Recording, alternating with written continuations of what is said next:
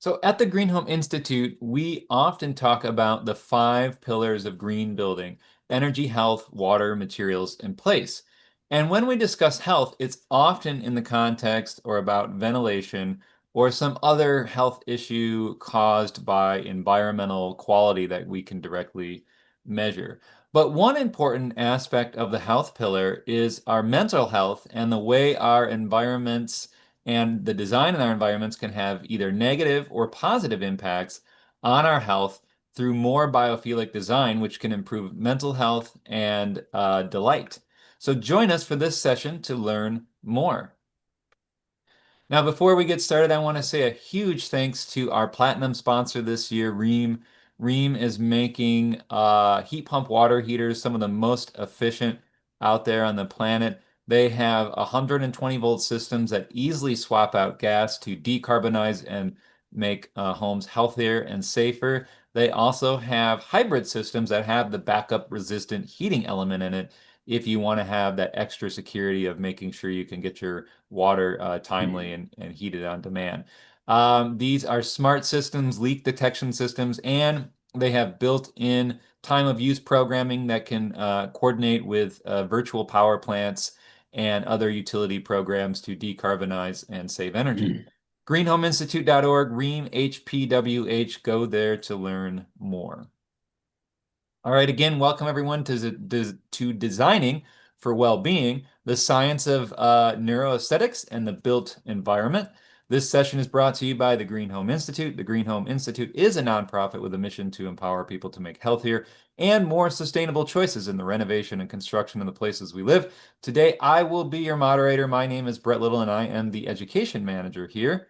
This course, like all of our other courses, are approved for multiple continuing education units, including three pillars of green in our program: materials, health, and place. AIA Health, Welfare, and Safety may make it applicable to your state-based design or contractor license. And I'm missing the slide, but we are also approved for a brand new International Code Council, thanks to the Energy Smart Institute. So check them out for your radar and training needs. Now, before we get started, it's important to know that the idea of mental health in design and biophilia has been around for a very long time. Ever since humans have designed buildings and homes, it has existed. But it has become more clear that we now need to do better in our homes and buildings. And so the International Living Future Institute was the first out of the gate, as far as I know, to focus on this and have it built into a certification program. Now they have a free biophilia design guideline that you can check out, and they have this biophilic design initiative you can go look at as well. Since ILFI launched their biophilia certification a year ago, it has now made its way into what I would call more obtainable programs, such as an innovation credit within LEED, BD&C multifamily, and commercial for version 4.1. LEED innovation points are essentially extra bonus points or credits for unique things that don't exist within the rating system. LEED, of course, requires documentation and verification of having biophilia, design plans, and a narrative for the documentation template, drawings, photos, or showing how you're meeting the intent of these things, which of course can be difficult because many of them can be somewhat subjective.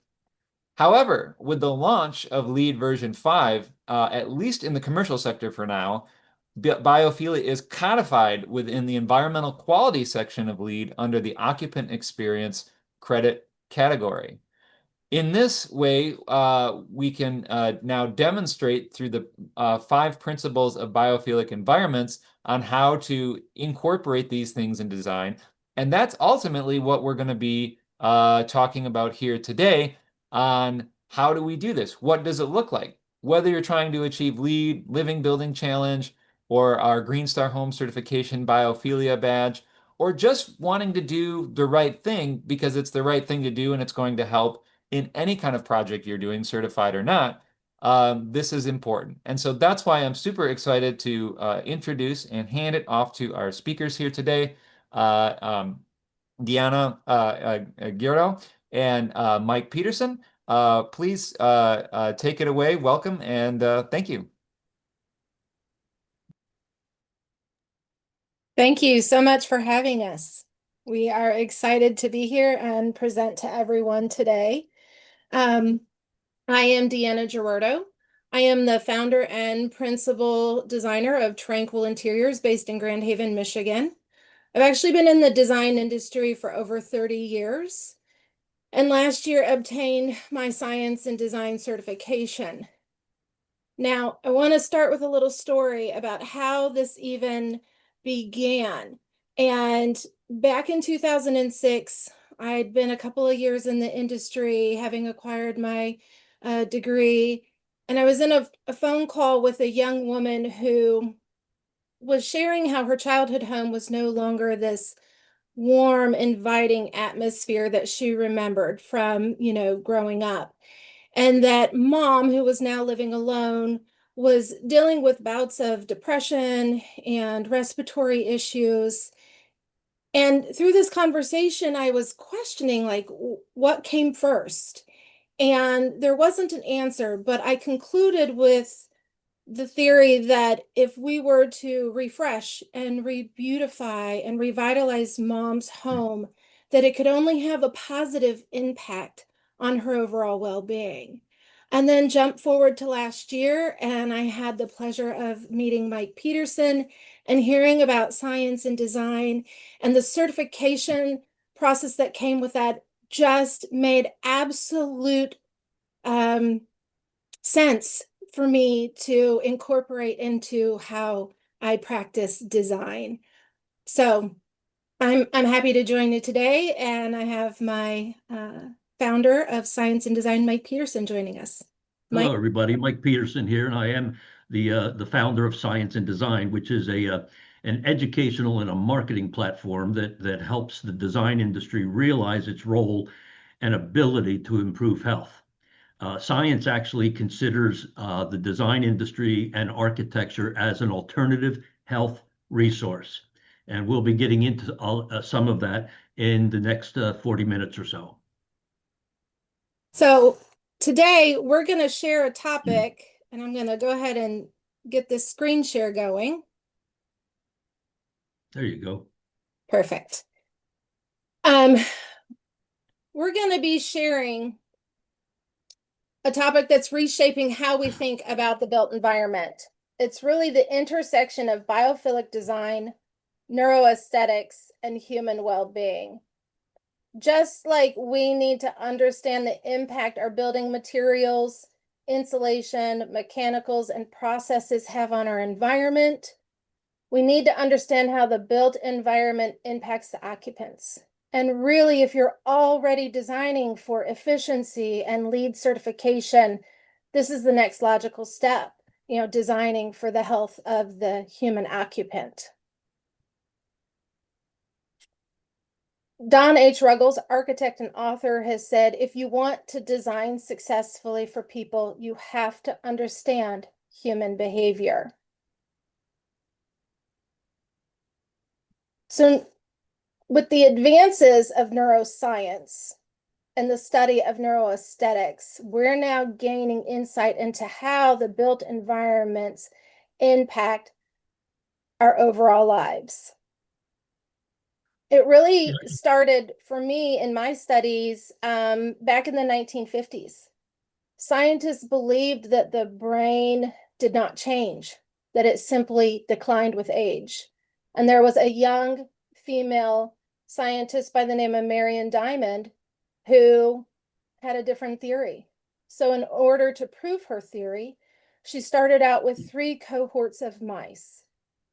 Now, each had the same food, water, and lighting. The first environment was considered an enriched environment. There were mazes, puzzles, games, toys, and she would rotate these out to maintain a sense of curiosity and exploration. The second environment simply had hamster wheels. And the third environment was classified as impoverished. At the conclusion of the 30-day study, the mice were dissected. Those in the enriched environment had a 6% increase in the cerebral cortex, which is the outer layer of the brain. Meanwhile, those that were in the impoverished environment actually had a decrease in brain mass. And this study is really where we gained the term neuroplasticity. Yeah, and I think it's important to understand, that the built environment, the immediate environment, is always interacting with us. Our minds and bodies are kind of like a radar dish, constantly taking in bits of information. We now know that our minds and bodies take in 11 million bits of information every second, but we only act on perhaps 45 to 50 of them. And so it's important to understand this incredible impact that the environment has on us. Well, and it's the advancing technologies such as our MRI machines and even 3M's VAS that support the research and offer insight as to how parts of the human brain light up in response to stimuli and environmental factors. Mike, I think you wanted to talk about 3M a little bit. Yeah, I do. It's an incredible new software out of 3M. But before I even get into that, I need to remind us that 95% of our conscious thoughts are unconscious first. Let me say that again. 95% of our conscious thoughts are unconscious first. Literally, we're skating through life. We could live an entire life without a conscious thought. Now, 3M has picked up on that. And this new software from 3M called VAS, Visual Attention Software, has the ability to predict where the unconscious mind will be attracted in the first 3 or 4 seconds when the unconscious mind is in control of our behavior and our actions. So, think about that. Think about the importance of curb appeal. You have up to 3 or 4 seconds to attract the attention of somebody looking at the front of a home. You have up to 3 seconds to attract the attention of someone walking into a room you've just designed. So it's a question that we ask ourselves at Science and Design: are we designing for the unconscious mind, the subliminal brain? And that's it. Think of 3M VAS as visual spell check. That's the way they talk about it, and it's an incredible new tool. It's been used pretty heavily by packaged goods for the last several years. I mean, imagine walking down the supermarket aisle, the chips aisle. Imagine all of the different packages, the fonts, the colors, the shapes. You have 3 seconds to attract the attention of that consumer. So it's a nice new tool that I know is now being used in the world of interior design and architecture. Well, and it's important to understand that as we are collecting those 11 million bits per second, they are being relayed directly to our autonomic nervous system, the sympathetic and the parasympathetic. So think about whether or not you're subconsciously attaching yourself to the environment or responding in a fight or flight versus a pleasure or approach, and how those affect your immunity or cellular repair, your hormone levels, your overall sense of feeling, and overall your well-being. This technology is pretty phenomenal too, because it allows scientists to see the differentiating factors when it comes to someone who's neurotypical versus neurodivergent, as well as people who have been trauma impacted, including PTSD. So the understanding of how nature impacts our well-being is also deepening.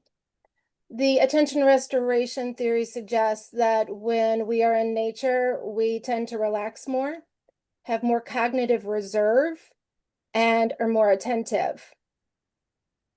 Just 40 seconds of nature viewing can induce restoration of mental fatigue. So really, when so much of our perception is unconscious, our design decisions must be intentional. If I can just jump in on that as well, one of the things we all need to remember that I don't think we spend a lot of time on thinking about it, But we're the result. We're the sum, the aggregate of 3.6 billion years of evolutionary inheritance. We are who we have been, and most of that time, 99.99% of that time, has been spent in nature. It's encoded in our DNA. We don't have a choice. It's hardwired. And so our relationship to nature is fundamental, and it's a basic need that we have as a human species. So this is one of the reasons that biophilia over the last 3 or 4 decades has taken on such importance. Exactly. Well, and the science and design curriculum is a wealth of qualified faculty over several disciplines that give us so much more insight to this. So, Dr. Anjan Chatterjee of Penn Center for Neuroaesthetics is part of the faculty, as well as Bill Browning from Terrapin Bright Green. So it's really rooted in scientific findings that quantify how design impacts health. And it encompasses neuroaesthetics, biophilic design, lighting and color applications, as well as acoustics, air and water quality. And it's really from this discipline that we're talking today, with a focus on nature and its impactful role. So we're going to walk you not just through theory, but some real world applications and measurable results, hoping that you'll take knowledge today that potentially shifts the way your mindset approaches some of your projects. This classroom is Green Street Academy in Baltimore, Maryland. It's actually a LEED Platinum project, and it utilizes biomimicry. We see that in the screen printing on the solar shades. There's a grass type pattern on the floor tiles. The ceiling tiles have movement in them as well. And there's a wallpaper frieze around the room. These components greatly improved stress recovery, as well as had a dramatic impact on student performance. Mike, you like this one. Yeah, one of the things that's been happening around the world is that hospitals are being built using basic biophilic design. This is the Kutek Puat Hospital in Singapore, and it is 100% designed from biophilic principles.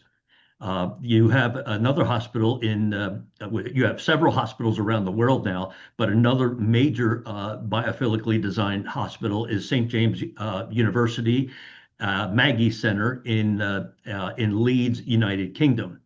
And I think it begs the question, if hospitals around the world are using biophilic design to improve the health of their patients, why aren't we, or shouldn't we, as designers and architects, be using biophilic design to improve the health of our patients? And I do love this. I love the fact that the medical industry is stepping up and making a difference in this way. Do you want to share the gallbladder case study? Oh yeah. We don't often talk about gallbladders on webinars, but there's a case back in 1984, a hospital right outside of Philadelphia. Doctors were noticing that some patients were recovering from gallbladder surgery faster than others.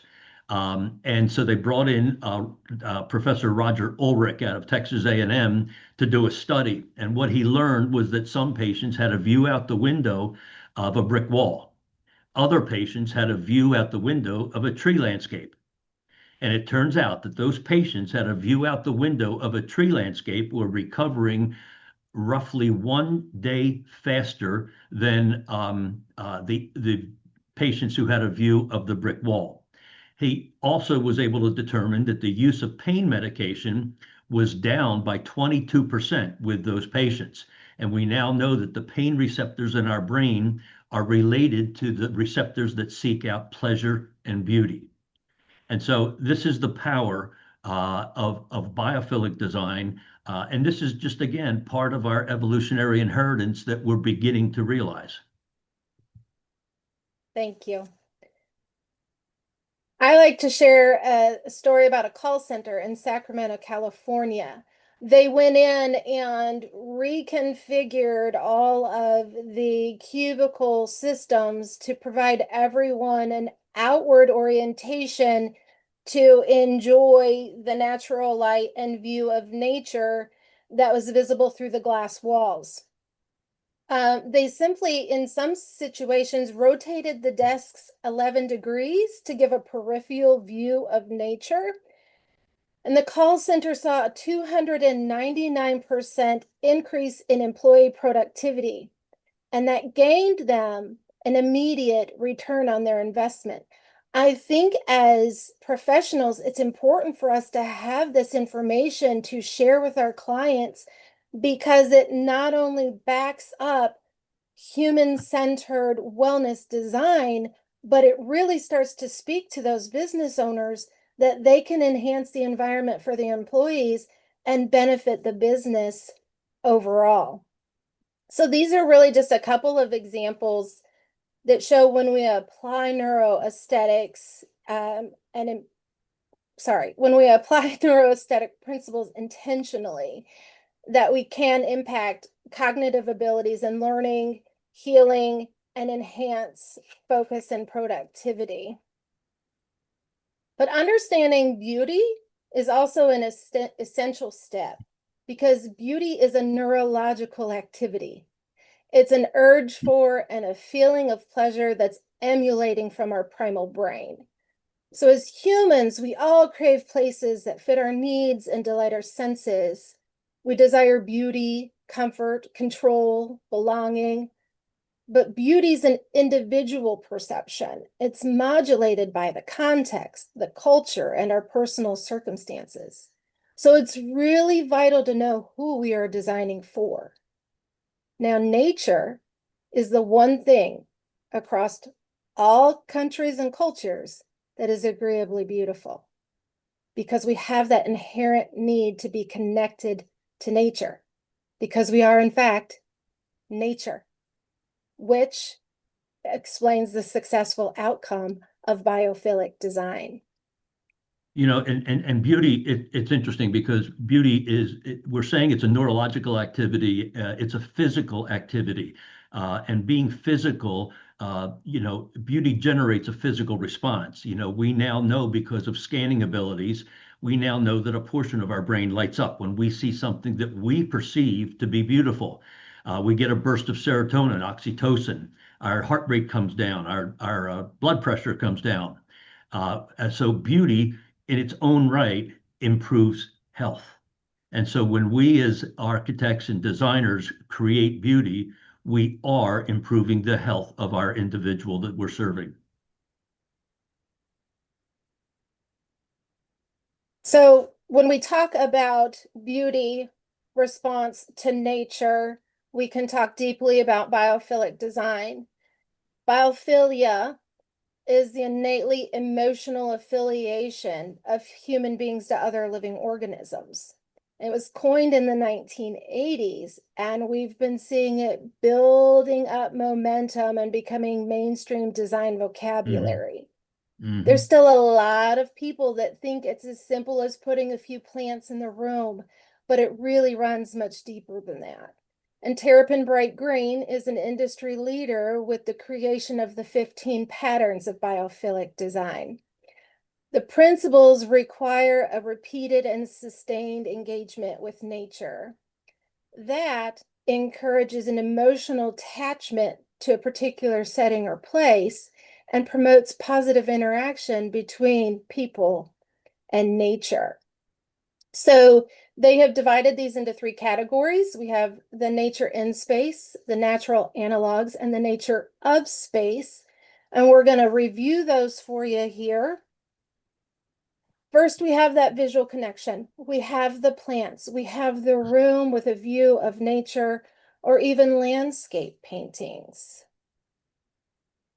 There's also non-visual connection.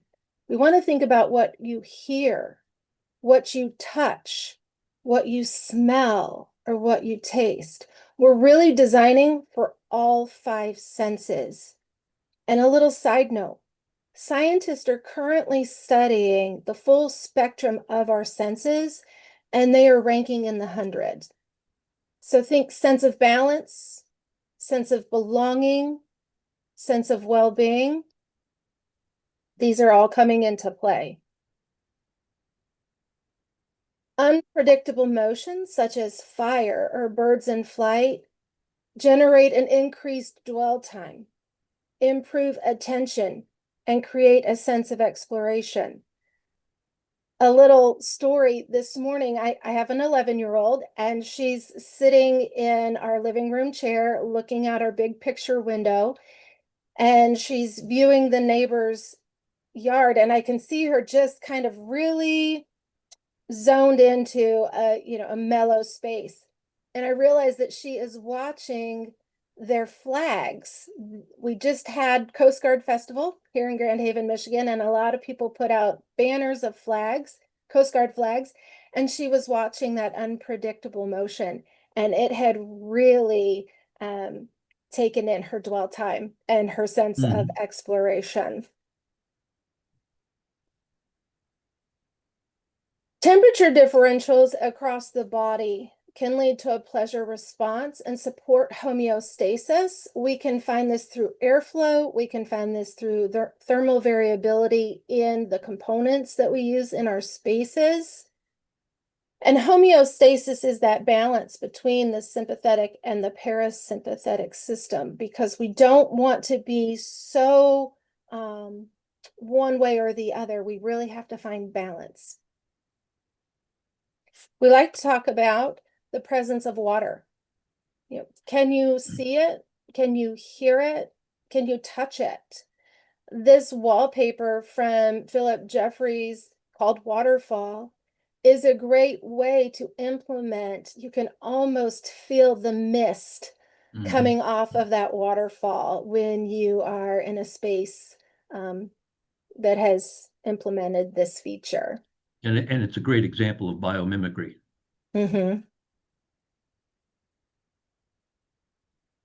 Dynamic and diffused light is the next one. I mean, think about being able to create a dappled pattern in a room, something that shifts throughout the day, that connects with the user's circadian rhythm, and creating just that sense of interest and awe. This is actually a great example. This project in Italy is LEED Gold certified, and that natural light gets to play throughout the day down through 3 different levels of this structure. So it's a really great example of playing with light. And then connection to natural systems is our final pattern within this category. Think about how lovely it is to have a view of a tree that you get to see come into bloom in spring, and then transition to its full foliage throughout the summer, and then navigate into its autumnal canopy. There's so many ways that we can support a connection to natural systems for the people we're designing for. I'm primarily a residential designer, and for me, I like to have seasonal bedding. And then that way my clients know that as the weather changes, they have this new layer of bedding or this new set of bedding that they can incorporate. And that helps keep them connected to natural systems. The next grouping is the natural analogs. So biomorphic forms, such as wood grain, sedimentation, and topography. That wallpaper sample from Philip Jeffries on the water slide was a perfect example of biomorphic application, but also bringing in a material connection to nature, utilizing stone and leather, grasses, local natural resources, and representations of water. And science has now measured and documented that exposure to natural wood grains lowers heart rate by 5 beats per minute. Just an interesting little recognition. Thank you. Yeah.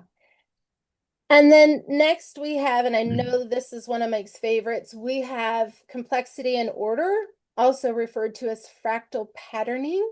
I consider it nature's geometry. We see it in the formation of a fern, the spiral of a nautilus shell, even the branches of a tree. And this LEED project in Brazil did a beautiful representation of a nautilus shell in the spiral staircase. Now, one of the things that science has also recognized is that one of the reasons we are attracted to fractal patterning and organized complexity is that over the millennia, our brains have developed to be a perfect example of organized complexity. So we seek out organized complexity. You know, think about it. How boring is a straight line? It doesn't begin to interest us until it begins to have movement and shape and form. So just keep in mind that organized complexity, fractal patterning is again a natural need that we have as a species. And then we can move on to that last grouping. That's the nature of the space. In a lot of ways, I love this grouping, right? Because we can generate a sense of prospect by providing our client with an unimpeded view.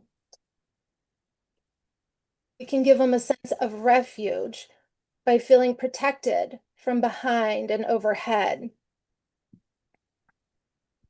When we provide them with an unobscured view that has a promise of more information, that instills a little bit of mystery. Deanna, let me go back just for a second. Can we go back to the prospect and refuge? I want to apply a local example for us. You know, how many times have we walked into a restaurant and no one was in the restaurant? Did we choose the table in the middle of the room? No. We chose the table against the wall so that our backs were protected so that we would have a view out to the rest of the room. We're actually wall huggers. Science has been able to determine that we love having our backs protected, and it's a sister discipline to this sense of prospect and refuge. So just think about it. Next time you walk into a restaurant, where do you want to sit? You want to sit in a protected environment. I will take a booth any day over a table. Yeah. I will wait for that booth for sure. Yeah, Mike, thank you for interjecting on that. I appreciate it. So you have mystery, and then we have risk and peril. And this is where there's an identifiable threat, but we've coupled it with a reliable safeguard. And again, nature of space is all about the feeling that we're invoking for the user. And I know as a designer, a lot of times we have people who want to tell us, what they want based on what they've seen on Pinterest or Houzz or Instagram. And when you're talking about neuroaesthetics and neurodesign, I encourage you to ask people, how do you want this room to feel? And they're going to stick with very basic, generic terminology. They're not going to tell you they want risk and peril. It's up to us as a professional to understand how that can make an impactful role and plug that into a space when they want to feel a little bit more energy or inspire a little bit more connection with people. And then finally, we have awe. Now, this is actually the newest principle by Terrapin Bright Green. I do not know when it was implemented, but I know there's still a lot of information out there that refers to the 14 patterns of biophilic design. However, in the science and design curriculum, Terrapin Bright Green, Bill Browning, directly discusses 15 patterns, including awe. And this is really taking a stimuli that defies an existing frame of reference and leads to a change in perception. While putting together this program for everyone, I found this light sconce and I thought, if that isn't a representation of awe, I'm not sure what is, because I literally felt a little sense of maybe even risk and peril when I first saw that. But it's really important for everyone to remember this isn't a checklist, right? It's a foundation, and we should be deeply considering and pondering the applications when we are working on our clients' spaces. Previously, I had mentioned color. It is another key component that's additionally applied with great care in neurodesign. And color psychology is a great foundation. But key factors in our emotional response to color are subconscious or inherent. Color, just like beauty, is subjective. It's going to draw on our past experiences, our memories, and other personal triggers. And there's also cultural associations to consider. For example, there are some Asian cultures where the color white is what is associated with death. And lighting. Now, historically, we've utilized light to set the mood, highlight complexities and features, support activities. Our architecture is more dynamic, right, when we have the proper lighting application. However, lighting plays a critical role in stress management and sleep quality. And with 90% of our time spent indoors, often interacting with LED screens, there are ways that we can design to combat those effects and support well-being. Harsh artificial light can overstimulate the nervous system, triggering cortisol spikes and increasing fatigue, depression, and anxiety. Meanwhile, insufficient natural light contributes to metabolic disorders like obesity and diabetes. Now more than ever, with the knowledge that we have about lighting's impact, we really need to be supporting circadian rhythms and designing in harmony with our body's natural systems. And we can do that by maximizing daylight exposure, simply by considering the orientation of the home as to have that natural light support daily living and the circadian rhythm. We can also incorporate circadian lighting.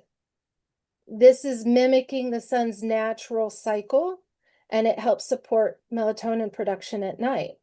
We are all very familiar with melatonin. I feel like it has, in the last decade, been a very trending over-the-counter sleep aid, when really we should be able to produce it on our own. There are some products out there. Ketra's Lutron is one of them. We're always seeking more options to align technology with the client's specific rhythm and needs.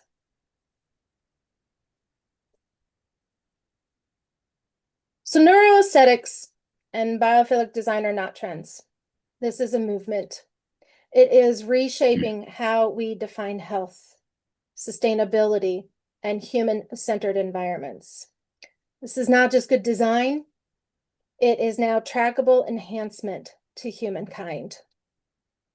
And the momentum's gaining traction, even on the policy level. As Brett had mentioned at the beginning of today's presentation, you can now get occupant experience points through LEED by implementing 5 or more strategies of the biophilic principles drawn from either Terrapin Bright Green, as we outlined today, or Kellert's models. And you do have to document their impact, but the project teams can earn points while dramatically improving user well-being. So with Tranquil Interiors, our philosophy has always been that we curate authentic spaces that offer sanctuary and foster connection to enhance the home experience.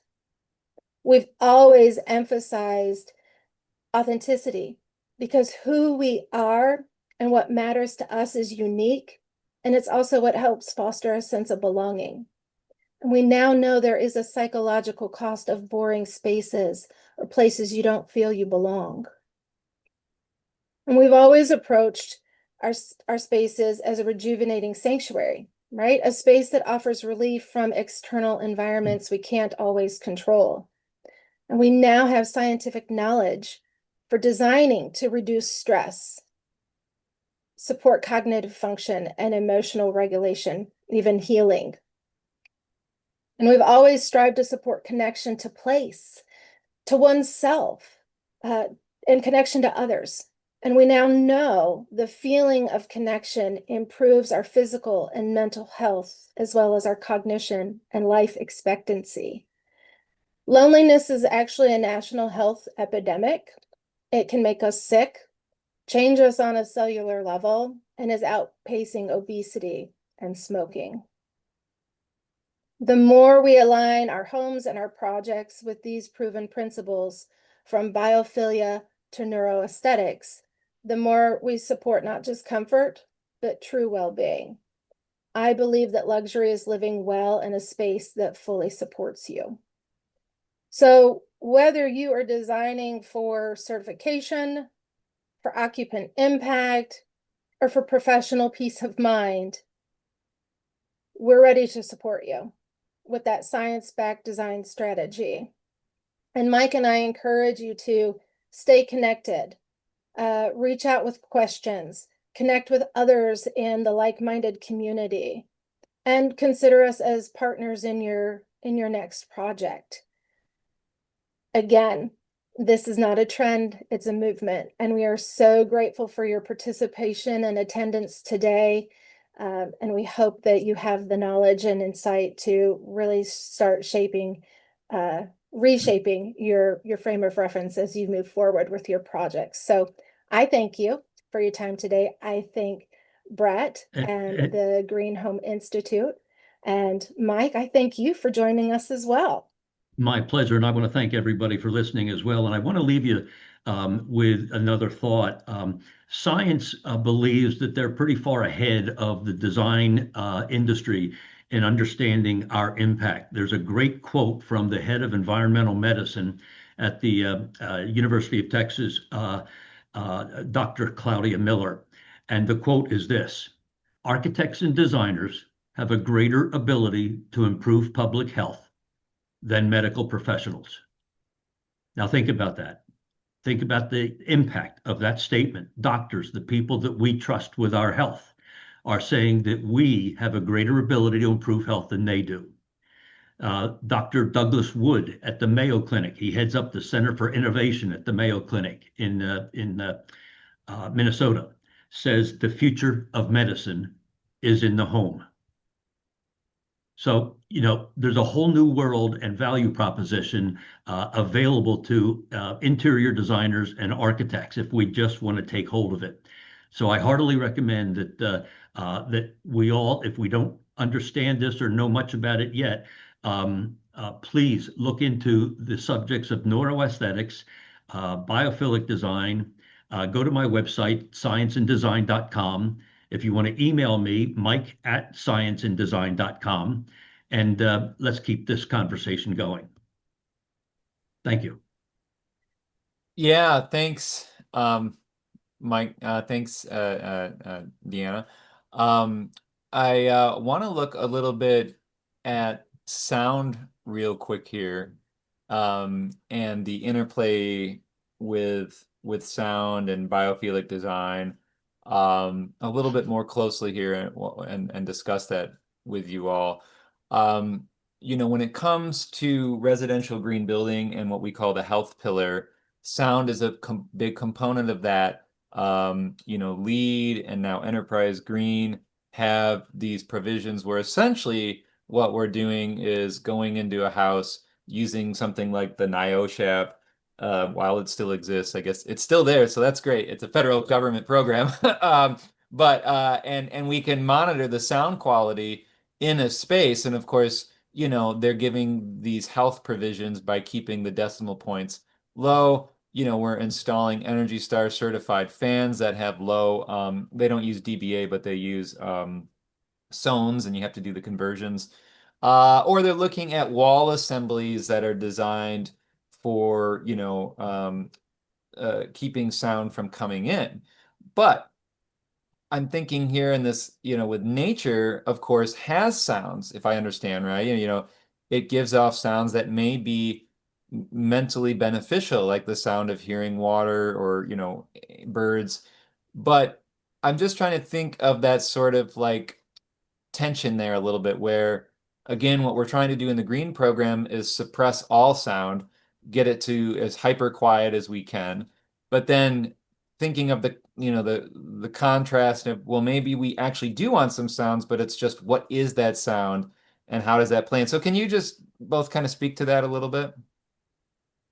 Sure. First, I want to share that there was actually a city center that did a neuroscience testing, and they played bird song throughout a period of time every day, and the crime rate decreased because they were producing those sounds of nature and bird song.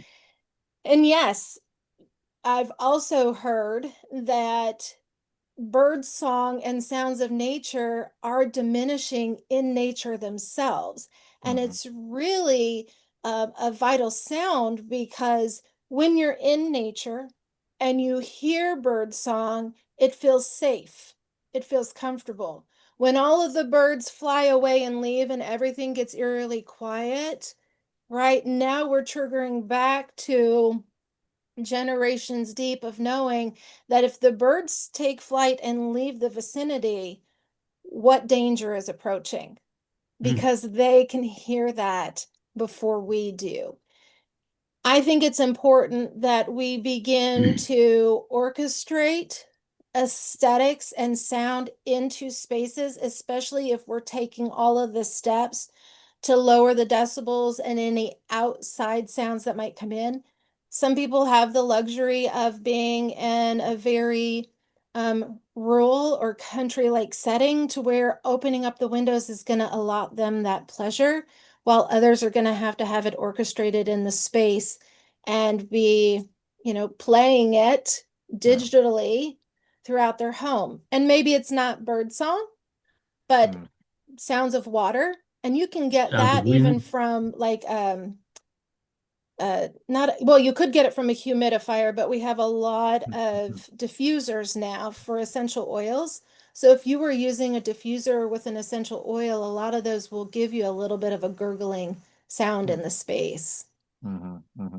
Opening windows, not a great idea in the Midwest here. These last week, you're going to put high levels Oh of yeah, PM yeah. Yep. 2.5 and Yeah. formaldehyde in your house. But I get it. Mike, do you want to add anything to that on No, just that, I focus a lot on our evolutionary inheritance. It's one of the things that I've really been listening to over the last 10 years or so in studying these subjects. And nature sounds, all of them, the sound of wind, the sound of running water, the sound of the bird, all of them are just, excuse me, endemic to us. We need those aspects of nature as a human species. yeah. And thinking about, we're talking, a lot about we're kind of defaulting to the bird sounds, water a little bit. Of course, you hear at night, you get the crickets, you get the tree frogs, all that. So animals, right? Animals. And so the question is kind of, thinking through what roles animals, both from their sound and other aspects, play in a sense of space and biophilia. Of course, again, this is another area where I want to, pick on some animals like cats or any animal. If you have an allergy to a cat or an animal, that's a health issue, right? It's going to harm your health. Or if things aren't taken care of appropriately, it's going to have a negative impact. So again, that sort of tension, that contrast. But outside of that, where can you speak to on like where animals play a role in all this? Well, I'll take that first, Dan, if that's okay. We're talking about faces essentially. Mhm. Faces have been very important to us over Hmm. time, and so the addition of the facial structure of dogs or other animals Hmm. is calming. It's Hmm. reassuring to us on a unconscious basis for our subliminal brain. So we're a social species over time. And so we always seek out looking at other facial structures. And Hmm. so your pet or your animal is helping to feed that need that Hmm. we have. How many times have we looked, for instance, at the front of a car? and we've seen two eyes and a mouth. We see it. It's unconscious. We don't have a choice, and so that's an inherited need that we have. So animals are pretty important because they feed that Hmm. need. And I'm just going to reiterate that when you think about the 15 patterns of biophilic design, it's not a checklist, and you really have to know who you're designing for. Hmm. So you can't fill a room full of plants if you have someone who is habitually traveling and has a tendency to kill every plant that they've ever put into their home. Just No. like you can't encourage someone to have a pet for that companionship if they have an allergy. So Yeah. it's great that we have such a variety of ways to bring nature into the space Yeah. because not all of them are going to work for specific people. And when we talk about people who are neurodivergent or, Yeah. overstimulated, the sounds of nature could be too much in their environment. So Yeah. again, it's not a checklist. It's definitely something to be applied Yeah. fully when it comes to who you're designing for. Yeah, no, thank you for sharing that and bringing it back to, especially as we're starting to think through how we can design spaces to help, people who are not neurotypical, very important, something we certainly want to continue a conversation on and look more into. And there is that interplay here with that. But you make a good point, and we have that same kind of tension with residential green building in general because everyone's, on one end, there's sort of like what is the general basics, right? What are the basics of green building that are like should be in all aspects? And then there's that specific client. But of course, every building is going to outlast every person, right? It's going to turn over, hopefully, right? All of our homes and buildings hopefully are going to last 10,000 years if they're not in a flood zone, sadly, or a fire zone. But outside of those, which we're designing to resist now too, and we're talking about that, but um, they're going to outlast us. So you say you're designing something for a certain person, but you also recognize it's going to outlast. So I guess my question is, are there foundational biophilic things that you could say are really a checklist that we should have? And then maybe there's other aspects of it, like we mentioned, that are going to be more interchangeable based on the individual. Oh, you're trying to put me in a corner, aren't you? Yeah, I No. am. Yeah, if you just got to go, just leave, I'm gonna say lighting. I'm gonna say Yeah. lighting is very, very pivotal. I think if you're dealing with a new construction and you think about the orientation of the home, how the light is going to hit specific rooms at a certain time of day, ways that you can play with that light to create dappled pattern. I think that that would be universal. And I'll actually reference back to a video. It was a gentleman who is over 100 years old. He worked with Frank Lloyd Wright. Frank Lloyd Wright designed his home for him, and he contributed his long life to the beauty of his home. Hmm. And the fact that his home is constantly changing throughout the day, giving Hmm. him something different to ponder on, look at, and engage with. And I'm going to contribute a lot of that to the orientation of the home and the lighting that comes through. Hmm. And Mike, Brett, any I thoughts? would say the Terrapin Bright Green that Deanna has referenced several times does indeed have a checklist of the Right. types of architectural and design elements that should be part of every home. Some little things, some big things, something as simple as a window seat, which helps to encourage the concept of prospect and refuge, which is so important to us as a species. No, no. All right. Yeah. Yeah, good point. Yeah, those items are certainly out there. So yeah, so real quick here, we're gonna get into more of those questions that are coming in. We have more time for questions, but before we do, the answer that you might be asking, is this session being recorded? And the answer is yes, like the vast majority of our sessions they are. So you can go to our YouTube channel in the next week or so and find that, and you can click share and watch anything you missed, share it with a friend or colleague, post it on social media, help us get the word out about educating so all may learn. Or you can go there right now, click subscribe, ring the bell, and you'll get an instant notification when this session is available.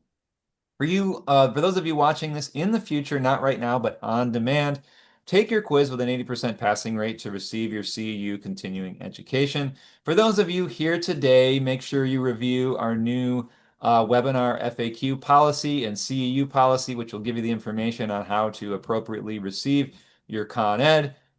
In short, just look for your certificate from Gutenberg and take your quiz. Or I'm sorry, no quizzes live, but go ahead and fill out your survey at the end. And again, before we get into those questions, a huge thanks to our board of directors, our volunteers, our executive director, Jose Reyna, and our nearly 500 members. We're trying to get to 500 by the end of the year to celebrate our 25th year anniversary. So if you haven't become a member yet, please do. And our top tier sponsors who are supporting our work, like Rheem for decarbonizing water heaters, Build Equinox for smart demand controlled ventilation, Tamarack ventilation for all other needs in homes, Timber HP for wood-based insulation that is in many ways biophilic.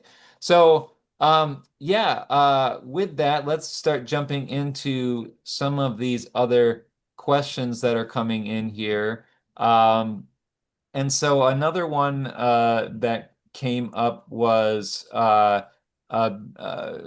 beautification projects are often quite expensive. Do you have examples of how this could be done maybe on a lower budget that can be utilized for typical residential builds, renters, or even, affordable housing? I mean, at the end of the day, we believe affordable housing, green affordable housing is for all. And I would also argue that, biophilia should be available to everybody within their homes. And so, how do this perception of expense, is there a way to do this, that is affordable?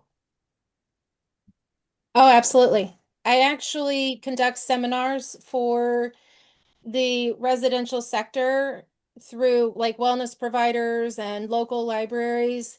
And one of the things that we do is we kind of go through the list of Terrapin Bright Green, and then we talk about getting them to understand what sanctuary really means to them, right? Because some people at the end of the day, they want to de-stress in that quiet, meditative, yogi-like space, which is what most people think of when they hear about like neuroaesthetics and neurodesign and biophilia, right?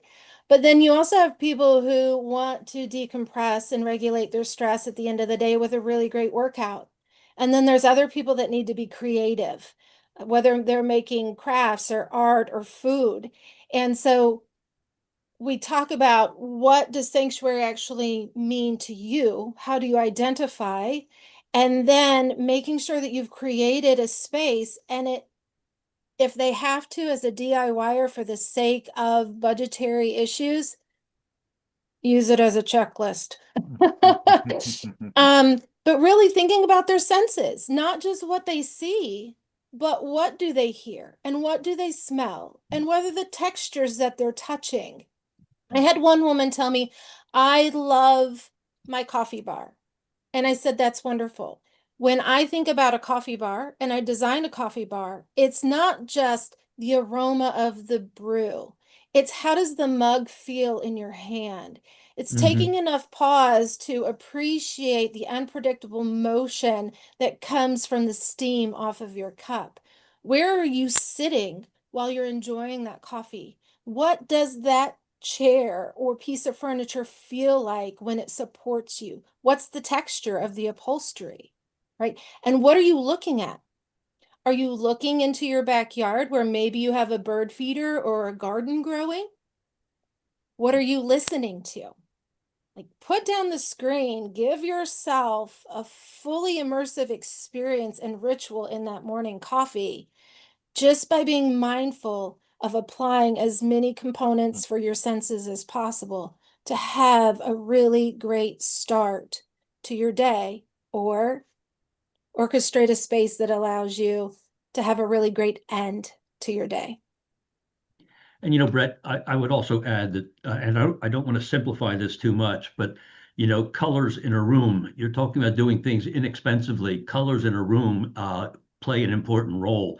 I did a podcast last week with a designer and podcast person out of Washington State. And during the discussion, she said, well, should I paint my wall red? And my answer was, well, it depends on what you want that wall to do for you. Mhm. You know, we have to remember that that wall, that environment has an active influence on us at all times. So, and you can change the mood of a room with something Hmm. as simple as a paint color. Yeah. Well, and that's a great question that segues, or a great response that segues into the next question. And the question was kind of about utilizing affordable types of LED lighting that can also change color. And, maybe bringing in the wall conversation, does that, first of all, speaking to the lighting, but then how can that maybe contrast with the wall colors so you have that color in the room? And so can you speak to that a little bit? Deanna, that's probably better for you than for me. So I have been doing a little bit of research on Philips Hue, Mhm. and it is a bulb that changes color throughout the day to help mimic circadian rhythm. I'm not going to talk too much about it specifically because I'm still in the process of researching it. Mm. But you're talking about a $50 to $60 light bulb versus Lutron Ketra, which is $500 a light bulb. Wow. Um, your lighting is absolutely going to change your colors of all of your furnishings throughout the day, but so does your natural light. And one of the things that I know I've had to deal with in the past is somebody will love a paint color while I'm there at their house at 10 o'clock or 2 o'clock, but then they look at it at night in the dark and they don't love it. And so we really have to find the colors that work with the lighting we're going to be using so that they feel a good orchestration. And there's sometimes when it's getting really challenging, we think about when are you using this room and how do you feel about the wall color in that room during that time of day when it's at high usage. If you're not in that room at midnight, why do you care what it looks like at midnight? Right? So sometimes you got to build a little bit of buffer. But Mike is right that color is a really cost-effective way to um, change the vibe. I mean, your walls are your biggest area of coverage in any room. And I Mhm. will note that green is actually the wavelength color that is most pleasing to the eye. Hey, yeah. Green Home Institute. Everyone's like, I'll just There paint you go. green and we're good, right? I'm like, yeah, Yeah. sure. Yeah. I mean, but you gotta be you Yeah, gotta be careful. yeah. Sometimes you can get the wrong green, but Right. yeah, Yeah, Hey, there hey, is the Brett. right green, and you'll know it when you see it, right? Yeah. yeah, Hey, I won't yeah. tell you what it is. hey, Brett, can we get into some of the resources? I see that we've lost a Well, few people, and yeah, because there is a great question. Clearly, there's somebody here who's saying, "Hey, prove to me that all this your stuff is saying is real, right? Like, I want to see the studies, I want to see the research. So whether someone's coming at it from a like, skeptical mind or whether someone just wants to learn more, I got some more questions. But yeah, where are all these resources? Where can people, find them? Some of these things you've referenced. So well, let me just start by when you ask for proof. yeah, I think let me start there, and then I'll get to the resources. But yeah.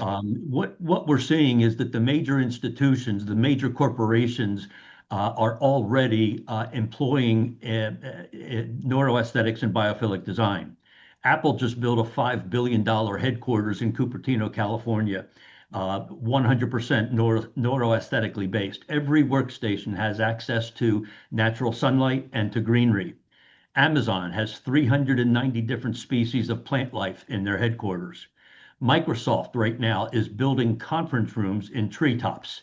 Mm, Now, they're doing this because they know it increases creativity, productivity, and as a mm, result, profitability. And so, if you want proof and documentation of whether this works or not, Apple wouldn't have spent $5 billion on a biophilically designed headquarters unless they knew it worked. So, sure. just a couple of examples. In Mm, terms of resources, I have a list here. I'll go through a couple of excellent books that are serving the design and architecture industry right now. The first one is Beauty, Neuroscience, and Architecture by Don Ruggles, an architect out of Denver, Colorado. The second is one of the hottest books in our industry right now. It's called Constructing Health by Ty Farrow, an architect in Toronto who is now speaking around the world. He just Google up Ty Farrow and Constructing Health, and that's definitely a book that we should get. Cognitive Architecture by Ann Sussman, a professor of cognitive architecture at Boston Architectural College. We've mentioned we've mentioned Terup and Bright Green. Their book is called Nature Inside, an excellent read and introduction to the subject of biophilia. There's another one that I really have enjoyed. It's called The Shape of Green by Lance Hosey.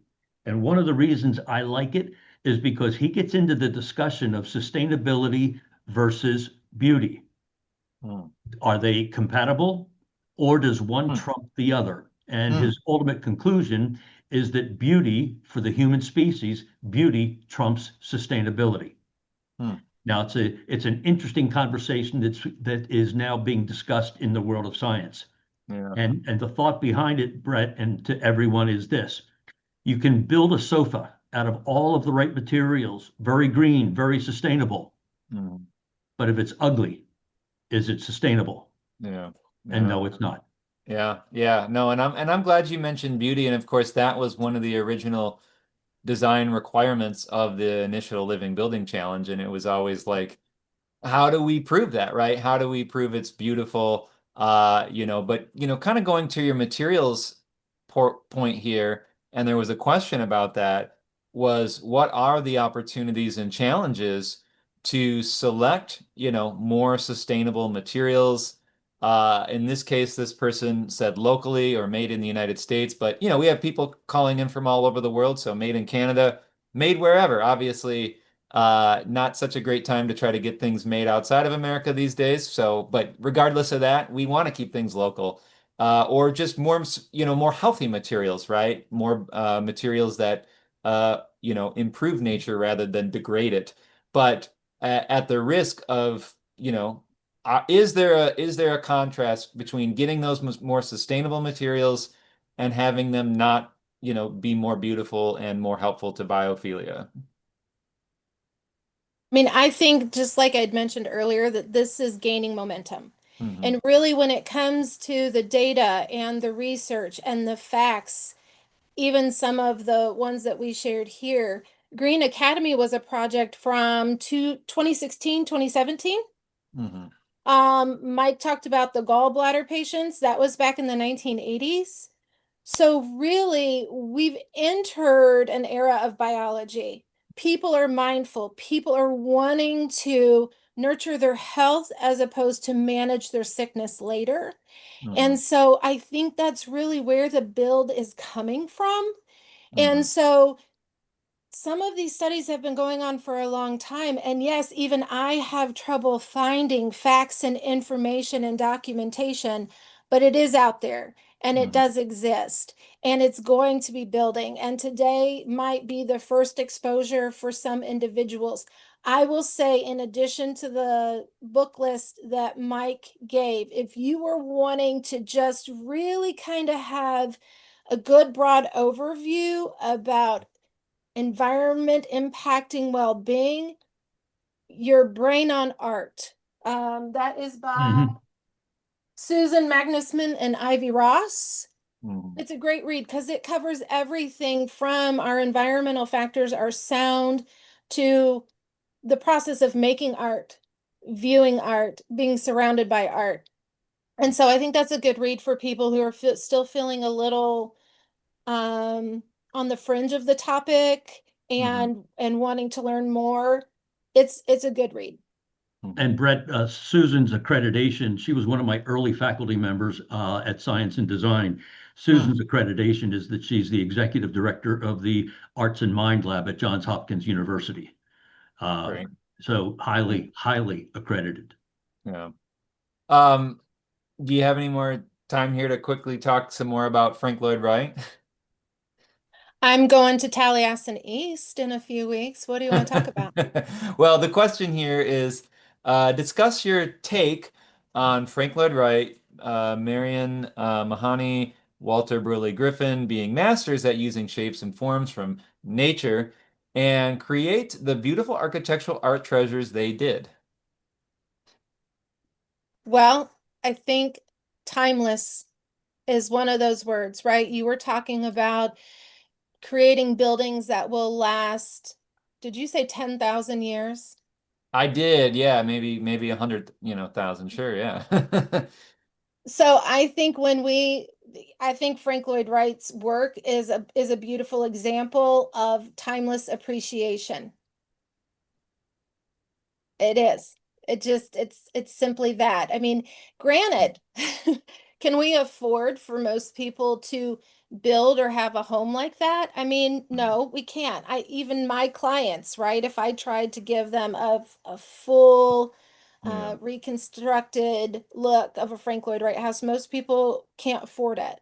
And right. so it's having enough knowledge as a professional to know who you're designing for and what you can do that's hopefully going to make the most impact to Right. support them in the ways that they need. Mhm.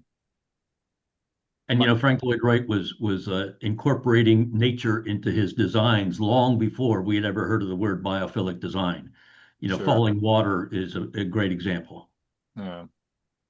Another question that came out was just are you aware of any grad schools in the world researching neuroaesthetics? Katie Uh, Pedito is a environmental psychologist. I don't know where Mike, do you know where Katie Pedito graduated from? no, I don't, but I do know that the University of Pennsylvania in Okay. Philadelphia is a leader in this effort. And I believe University of Southern California has a program as well. All Yeah, right. because Dr. Anjan Chatterjee's there at the Penn Center for Mhm. Neuroaesthetics at Penn State. All right. Um, And then speaking of education, kind of going down to the first grade level, someone's saying they're doing special needs within their first grade and just trying to think of some helpful biophilic elements. And again, without knowing the exact needs or the exact individuals, sort of general approaches to doing that in the classroom. Any thoughts? I mean, the thing that I always see that I feel is kind of a huge miss Hmm. in early education is everybody has a tendency, I say everybody, I'm speaking about people maybe a little bit more on a DIY approach, right? Hmm. I've seen daycares where they blow the space out with these bright, vibrant colors because they think it's going to be fun and attract the children. And all Hmm. I can think about is how exhausted the employees are going to be at the end of the day and how overstimulated the children are going to be. Hmm. I have a client now who was in early education, and she said she's retired, but she said, I was constantly asking architects, isn't there something that we can do within the space to help us kind of modulate what's happening within the students throughout the day? So specific applications for Hmm. early ed, again, I don't know the project or the details of it, but I do Right. firmly believe that yes, don't approach it as you're trying to be bells and whistles and flashy all day. Like give the children something that soothes them, and then also give them points of interest that spike and incite awe and wonder. And that Hmm. doesn't have to be in paint color. It can be in the programming and the education that is being applied that day. Yeah. Well, Deanna, maybe you want to share your last slide there again with your contact, and if you can pull it back up again real quick. But I was just going to ask you both, kind of the last question is, where can people go to reach out, contact you all, and learn more? Well, Oh, go ahead, let me Mike. just let me just say that I do a monthly webinar, Yeah. Science and Design. You can learn more about it on scienceanddesign.com. And I've already mentioned my email, which is mike@scienceanddesign.com. I love this subject. I'm passionate about it, and I want every interior designer and architect to understand their ability to improve health and through neuroaesthetics and biophilic design. So join me. We're doing our next webinar is August 14th with Dr. Rebecca Tapia. She's a brain specialist out of the University of Texas, and she will be talking about how to approach clients and get the information from them that leads to a healthy environment. We'll also have a science and design certified designer on the call to talk about how she implements Dr. Tapia's approach. So, but go to Science and Design and you'll see all the seminars. I actually have Ty Farrow coming up in October. So you can learn about it on the site. And yeah, you can visit our website, tranquilinteriors.llc.com, to see some of our work. I think the easiest way is if people want to connect with me on LinkedIn. I am more than happy to stay connected with individuals.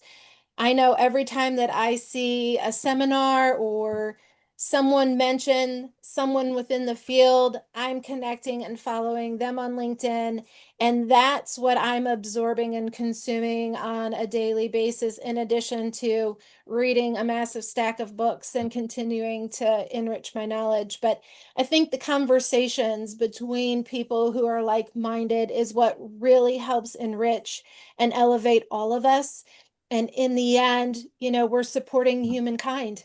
And I don't think there could be a greater gift or privilege than to lift up others in what we do.